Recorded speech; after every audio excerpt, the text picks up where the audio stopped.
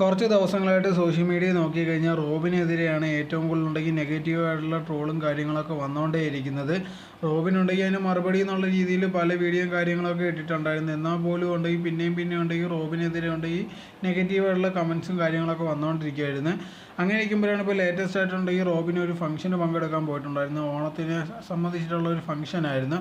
അവിടെ ചെന്നപ്പോഴത്തേക്ക് ഉണ്ടെങ്കിൽ ഇതിനൊക്കെ റോബിൻ കരയുന്നുണ്ടായിരുന്നു. താനുണ്ടെങ്കിൽ ഒരുപാട് കഷ്ടപ്പെട്ടിട്ടാണ് ഈ സ്റ്റേജ് വരെയൊക്കെ എത്തിയത്. അതോടെ തന്നെ ഒരുപാട് പേരുണ്ടെങ്കിൽ തന്നെ തകർക്കാൻ വേണ്ടി ഒരുപാട് കാര്യങ്ങൾ ചെയ്യുന്നുണ്ട്. പക്ഷെ അതൊന്നും തനിക്ക് പ്രശ്നമില്ല. താൻ എന്തായിരുന്നാലും ശരി, എല്ലാം നേരിട്ട് തന്നെ വെളി വരുന്നതായിരിക്കും. അതിനൊന്നും കുഴപ്പമില്ല. ഇതിൽ കൂടുതൽ താൻ കണ്ടിട്ടുള്ളതാണ്.